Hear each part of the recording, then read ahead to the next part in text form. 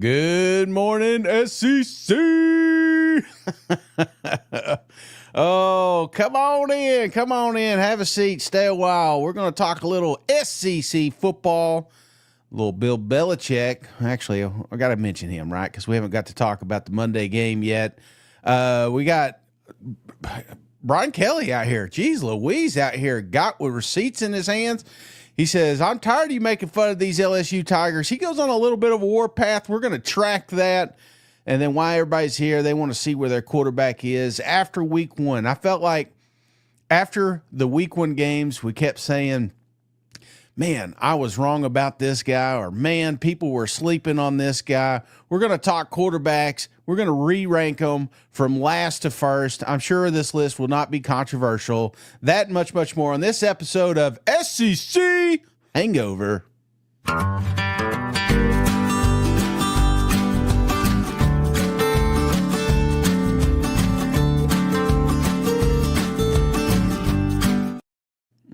Come on in, hotty toddy. Tim, I don't hate Ole Miss. I don't hate Ole Miss. Let's go, cuz. Let's get them in here. Morning, cuz. Boomer. Good morning, cousins. Absolutely. It's not a good morning if cousin JR ain't in the comment section. Come on.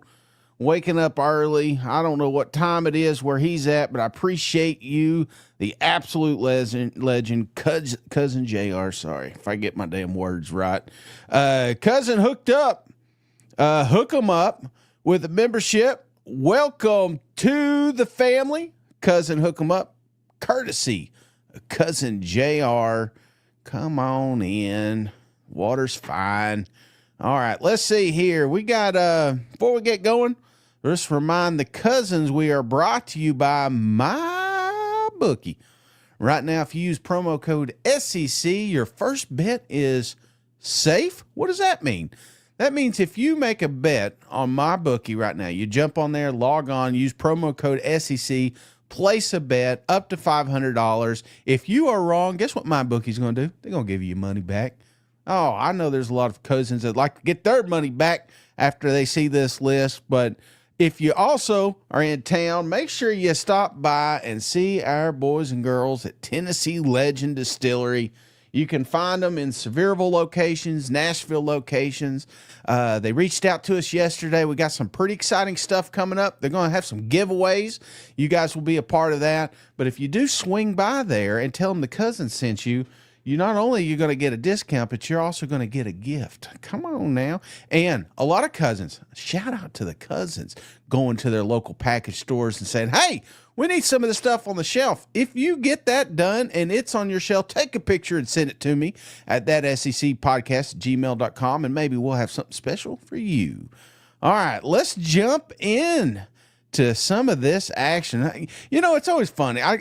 There's no story here. There's nothing to talk about. And Oklahoma fans, Texas fans, you're already tired of this guy, and you can't believe it. But I gotta throw this out here. Gundy's back on the media. Just checking in on Mike Gundy's press conference. What the hell's going on over there? Everything's gone to hell since Oklahoma and Texas has left.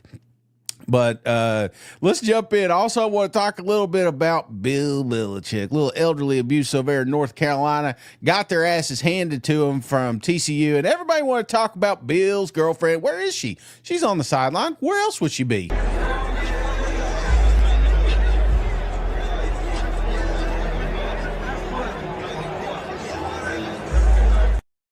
That was literally the most action in this football game. But the comments, the memes were perfect. This one's one of my favorites. Mike posted coincidentally. So if you're just listening, it's the score of TCU 41, North Carolina 7, which coincidentally is Bill Belichick's age was 41 when Hudson was 7. Oh, Brett McMurphy. Ironically, North Carolina backup quarterback Max Johnson is 24 years old, the same age as Jordan Hudson, Bill Belichick's girlfriend. And last but not least, Team TCU after the game quote tweeted Carolina football because they're excited about their new show that's going to be airing on Hulu. TCU says, when does that first episode come out? You got to be careful picking on old people. LSU fan learned the hard way when he was fighting one of them in the stands.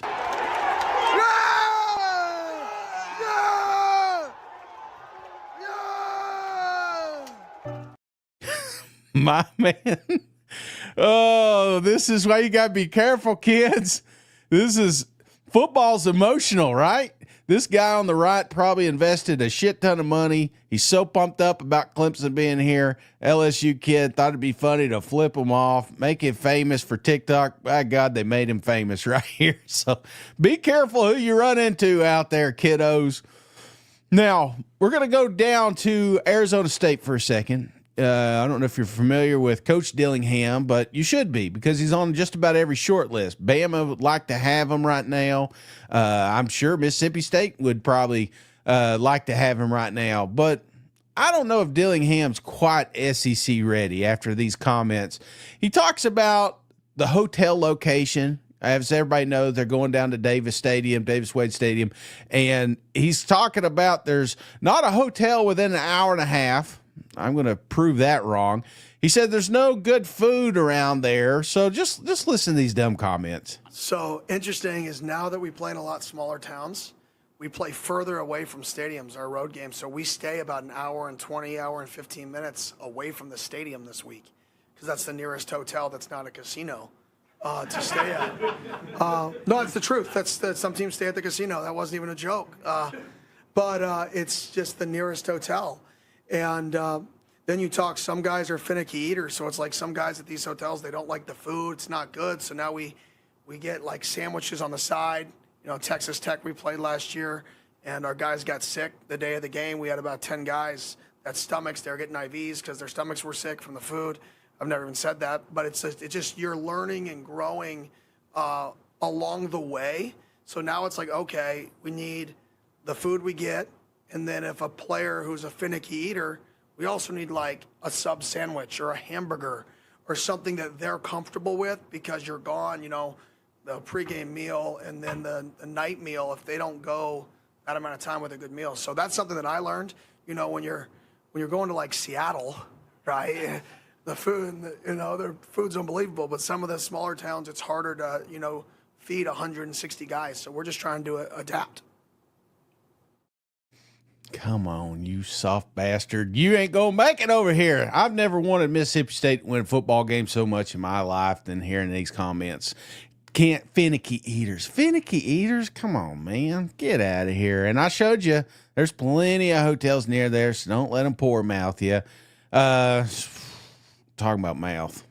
Oh, my gosh. My boy, Brian Kelly. He came out, made some comments. I mean, let's not lie. Let's not act like we weren't shitting on LSU. Not me. I mean, cousin Mike, on the other hand, coming out here talking all bad about them LSU Tigers. Not me. Coach Kelly, I said you were a playoff team. But my boy's a little fired up. Here, listen to these comments in the presser, and then I'm gonna give you a little track of the receipts he was taking. So I know you guys hear this each and every week from me, but you know, we got a commitment from our guys that they want to do the hard things the right way. And that is, you know, building great habits, you know, following a process that's in place that is successful. And that's not easy because you just take a look at, you know, the narrative leading into our first game. Our fan base was going to be eroding. The head coach is on the hot seat. They can't run the ball. They won't be able to stop the run. I mean, I could go on and on. We got, you know, people taking shots at our process. It went on. And then 24 hours later, the same people said that we got one of the best teams in the country. So you can see how silly this is. I think you got the best team in the country, Coach, and I've been trying to tell you this whole time, right? But I'm going to go. The first stop Coach Kelly made had to be Paul Feinbaum, and you got to remember Paul's made some bad bets, right? I mean, ask him Alabama fans. But one of the things that he loves having him on just to rib him a little bit about these LSU Tigers. But Kelly kind of fired back today on Feinbaum. Coach, congratulations. I know there's always a next game, but this one had to be pretty sweet. Oh yeah, I mean, but you know me, Paul. I've been on this show whether I've won games or lost games, and you know you had a tough loss this weekend, and you came on the show, so I appreciate that. So I think you and I both understand in this business, you get good days, you got bad days.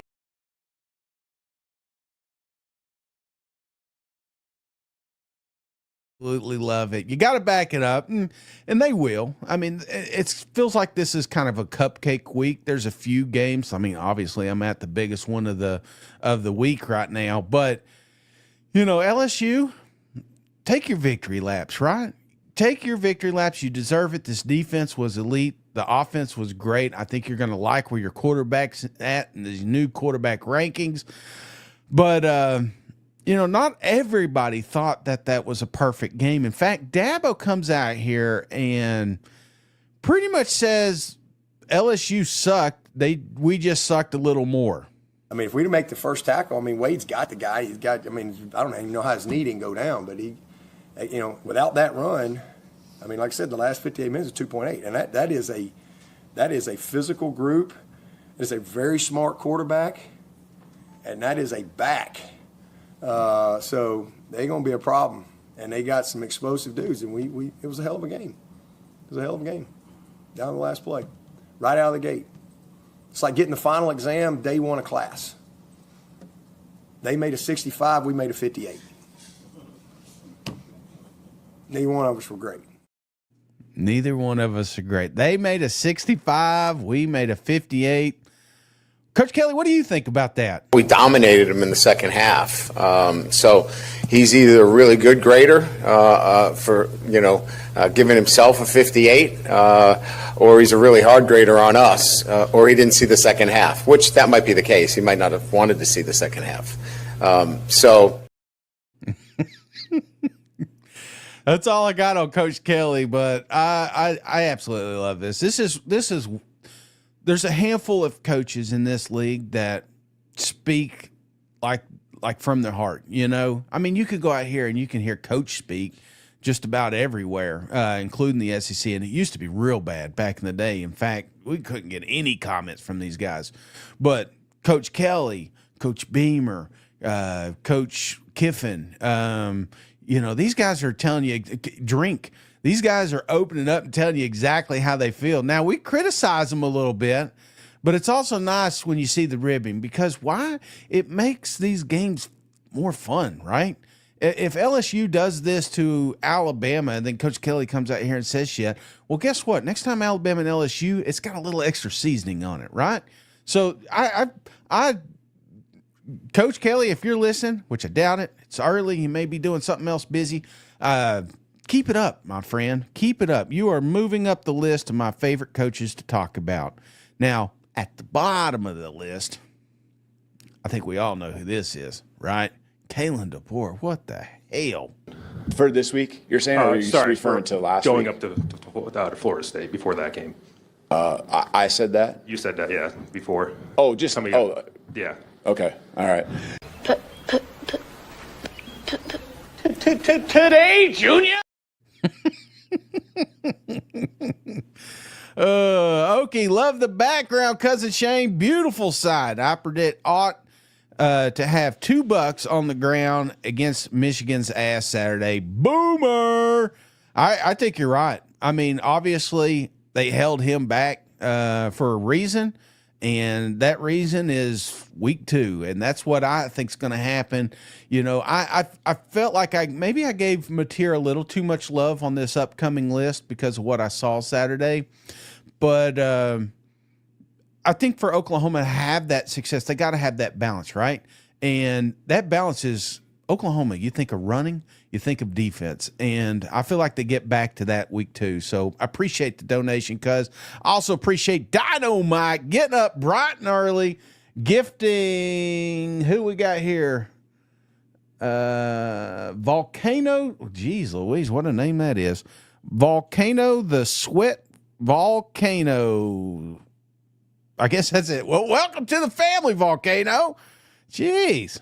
Never seen a volcano. I need to go over there and See the flying Hawaiian, planning on doing that next year. Maybe we'll do some content on the beach. I'm just kidding. You won't see ratings plummet. But I appreciate Cousin gifting the membership. Back to Bama, though. Let's talk Bama for just a few more minutes. And I know they've been all in the headlines, but you're hearing culture, right? I'm hearing Coach. This is the first time he's like loss of words, kind of like me on this show right now. But this is a culture that I don't think you can fix in 1 week, 2 weeks, entire season. I'm worried about these Bama fans. I'm worried about this rolling tide moving forward because, it's like a kid. You can't start being strict on them when they're 17 years old. Trust me, I've got one that's mean as hell. We're too late. We're too far in, right? She is who she is, and I love her to death. But unfortunately, I don't think Bama. I mean, look here. Here's a video. Pre-game, Alabama. I mean, we're working out. We're getting ready for a football game, not just a cupcake game, a Florida State team on the road, and everybody's running around with phones in their hands. Good days, bad days, hot days, whatever the circumstances that show up, we're going to. Now, that's not.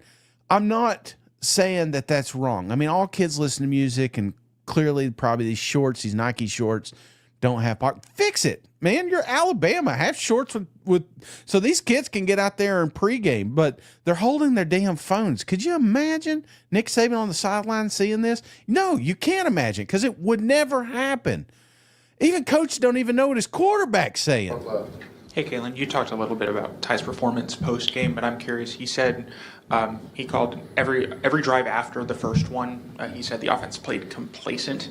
And I'm curious to see a guy after his first start make those kind of comments. What does that say about who Ty is and how he kind of runs this offense? Mm-hmm. Yeah, I didn't hear those comments. I guess I guess the only thing I can look into is that human nature is that when it goes well on your first drive and you end up in the end zone, that there's something internal, right? It's just human nature. But be ready, guys. It's a long season for Alabama.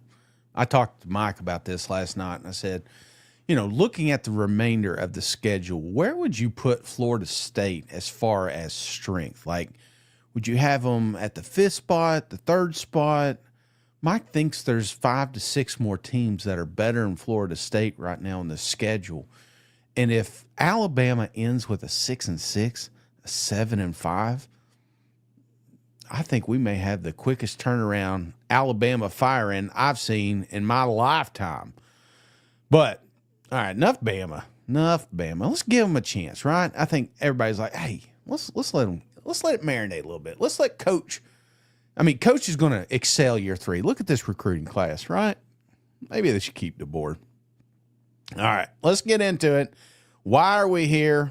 Why? Because I rank some quarterbacks. Now, to be fair, my dog's snoring over here. Hey, chill out.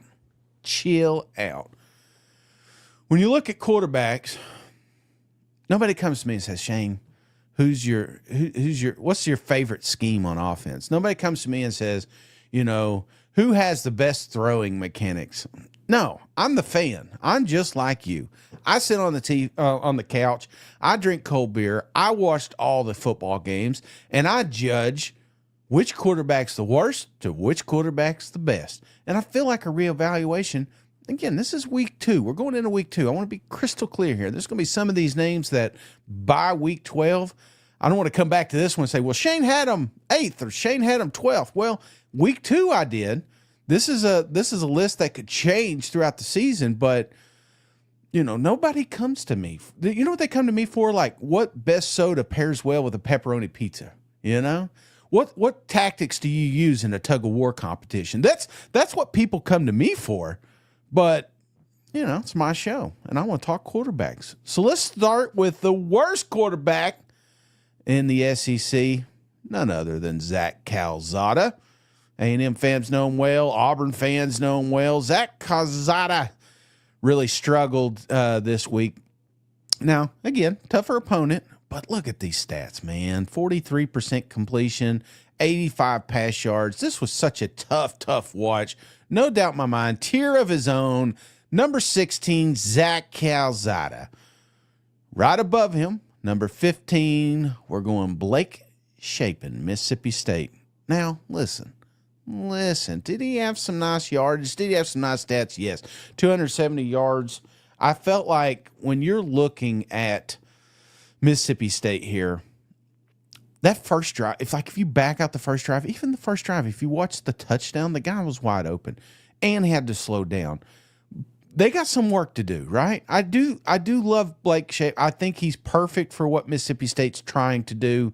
Unfortunately, if we're in a game and I need a quarterback, he's going to be the 15th one I choose. Oh, my God. Speaking of 15, golly. I'd drop him off. I'd take him completely off the list after that performance, but it wasn't all tie, right? I mean, a lot of this had to do with the offensive line not giving him time. I feel like this is a guy that can move up the list, but right now I'm not messing with anything Alabama is throwing out. The wide receivers seemed off sync. It seemed, this is, I don't know. I really don't. Florida State is not a daunting defense, but for some reason Ty Simpson thought it was. This is my number 14 guy right here. Number 13, Marcel Reed. Do I like Marcel Reed? Absolutely. I think he is one of the most electric quarterbacks in this conference. What I don't like about Marcel Reed is the fact that he wasn't patient. He still has that I want to run mentality, and we can't have that. We can't have that at College Station. We need some balance. Maybe if we can get this running game going, it can open up opportunities for Marcel Reed. Don't get me wrong, stat line looked great, right? 289 yards, 4 touchdowns, absolutely awesome. But at times, as soon as there was a little bit of pressure in his face, he was panicking. And I don't want to see that. He's still a young guy, still has an opportunity to move up this list. Just like Jackson. Look here, Jackson Arnold, number 12. Now, listen, Linda. I loved that game against Baylor. I loved what Jackson brought to the table. Jackson helped win that football game, right? But he didn't do it with his arm. He did it with his leg. The leading rusher right now in the Southeastern Conference is none other than Jackson Arnold with 137 yards rushing and 2 touchdowns. I love that. I love that. But is it sustainable? Are you going to be able to do that for 11 more weeks? I don't think so. We really got to get this passing game going, and this is a quarterback ranking. If this was a running back ranking, yeah, I'd have Jackson Arnold up there, but it's not. Diego Pavia. We forget about this guy sometimes, right? Diego Pavia. I would say 99% of you did not watch any Diego Pavia highlights or football games this weekend. He's still here, man. He looked good. He has not only some great passes, just great reads. I know we're at the 11 spot. I'm telling you, this feels like a super talented league. And I'd love to have Diego a little bit higher. It's just now we're starting to get into some of that cupcake games, like, was this more Diego? Was this more Charleston? I felt like statistically he was phenomenal. 80% completion, 275 yards throwing, 3 touchdowns.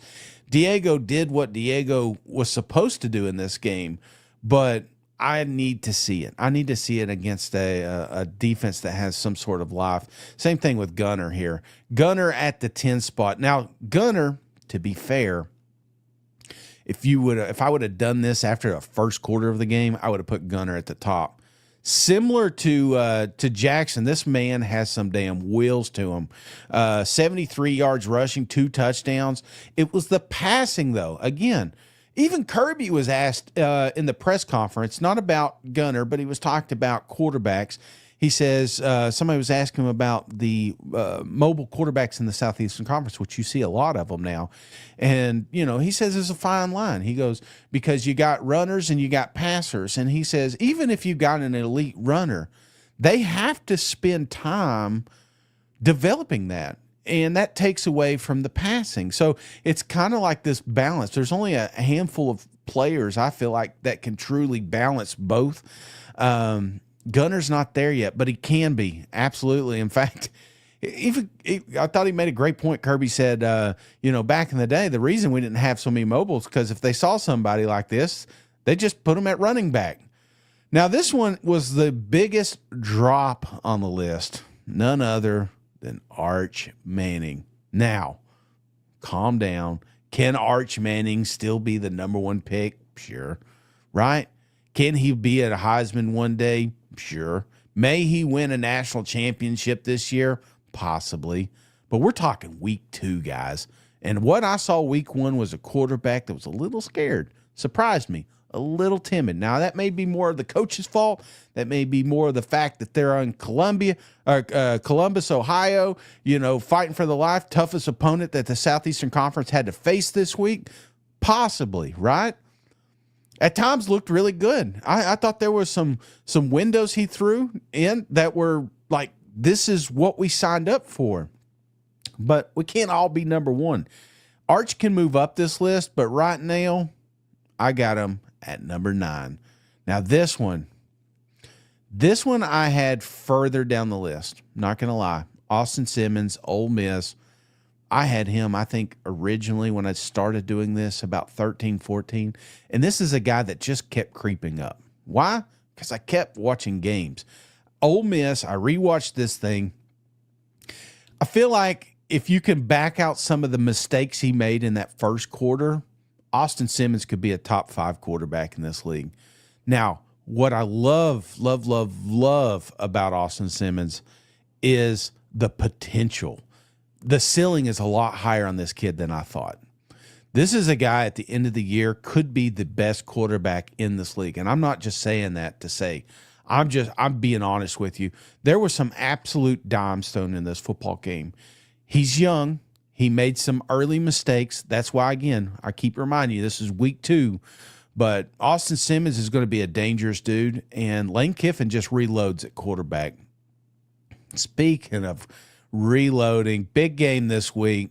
My boy Bo, come at Bomo, number 7. This guy was as advertised. You like running? Got it. Check. Marks the box. You like passing? Got it. Checks the box. We had a downfield presence. It was wonderful. It was nice to see Missouri back. 82% completion. This guy was dynamite. And honestly, I felt like they called the dogs off. Now, let's not act like they didn't play Central Arkansas. They did. They played a shit team. They're going to be truly tested this week. But right now, as of week 2, I feel like number 7, Bo, could move up the list, could move down the list. This is a make or break for him, but he has it. He has those pieces. I like the balance. And this is kind of a grouping, right? The second one in this grouping is John Mateer, another guy statistically had a great freaking game. 81%, 392 yards passing, right? There was a couple mistakes in this game, but remember, it's week 1. You're going to have that, right? But sitting at that number 6 spot, I saw what Oklahoma really needed last year, and that's they needed a captain. They needed a damn leader, and I felt like they had one out there. You could just see a little extra pep in the step from the offensive side. You could see it in the fans. Now, watching this game, it kind of blew my mind that we had to have almost 400 yards of passing, but I think it was all geared up for this week, right? It had to be. I feel like Oklahoma is such better spot than they were last year. John Mateer at the number 6 spot. Now, this guy barely made any list at the start of the season. That's old Swagular, Joey Aguilar. I got him at the 5th spot. Had a fantastic game. 247 yards, 3 touchdowns. And you're saying, Shabe, look at those completions. My guy had 80. My guy had 65. Whatever. Joey got the ball there. This is more about the receivers and the drops. Joey Aguilar came out of nowhere. You want to talk about the best damn trade in the world? I will say it on the mountaintop. The fact that we were able to get this, lose Nico, and save money, come on. Maybe that's why I like him so much, because this is like one of those bargain bin finds you have, you just you come home with it and you find it. You ever see those people that go to those auctions and they're like, hey, look at this clock, I found for $5 at a damn yard sale. And they're like, oh, it's $1 million. That's what Joey is, right? Joey's going to be a firefighter? Nah, he ain't going to do that. He's going to come over to Knoxville and hopefully get them back to the college football playoffs. What a downfield presence. I loved his pocket awareness. There was so much to love about Joey Aguilar. Number 5. And again, we're at this spot where splitting hairs. I will take any of these top 7 quarterbacks if I needed them in a drive situation. But the one that's near and dear to my heart and will be while he's in Arkansas is Taylon Green. Now, no one watched Arkansas this week, right? Because they played nobody. But Taylon Green was absolutely electric. 77% on completions, 322 on passing, 41 on rushing. Could have done more. Right? Forget the 6 touchdowns. This is a guy that could have had 15 touchdowns in this game. He was just cool, calm, collective, slide in the pocket. He was just phenomenal. And yes, they didn't play anybody, but I will tell you this. We're at the 4 spot, and there's 10 teams below us right now that would switch for Taylon Green in a heartbeat. Number 3, dropped a little bit. Not going to lie. My boy, Lenoris Sellers. Again, we're splitting hairs here. There was some moments in this game. Like that first drive, I was all in. But there's something to be said about a scripted drive and then actual football. When it hit actual football, I felt like we missed a little bit. And Sellers, don't get me wrong, Sellers is still probably a Heisman. I mean, he's going to be a Heisman candidate. He's going to probably be 1 or 2 first quarterbacks selected in the draft. No doubt in my mind. We're talking week 2 here. Going to have to work on a few things. And once they get that dialed in, South Carolina will be unstoppable. 2, DJ Lagway. And as long as DJ's on the field, I'm probably going to keep him at this spot, right? Looked healthy, looked good. Some absolute dimes in this football game. 83% completion. Not only was he efficient, but he efficiently ended this. Now it's the Sharks, right? Jeez, Shane, it's the Sharks. Calm down. I love this guy. I absolutely love him, and I've never not loved him. That's why people are like, well, Shane, you hate the Florida Gators. I don't hate the Florida Gators. I think the Florida Gators will suck if this guy is not in uniform. And I'm just afraid he won't make it. But he keeps playing like he did week 1. He may make it the entire season. As long as DJ's out there, Florida can beat anybody. And number 1, Coach Kelly, get your pen out, write it down, Garrett Nussmeier. Now, did he have the best stats this weekend? Absolutely not. 74% completion, 230 yards. But what he did is he went to Death Valley, he took his ball club, and he kicked ass. That's exactly what Garrett should have had another touchdown in this thing. This guy, a lot of people talked about it, didn't steal the headlines, but Garrett Nussmeier, I mean, he was the most poised quarterback that I saw in the country week 1.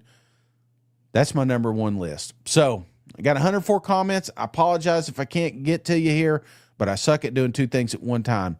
But hey, we are Wednesday.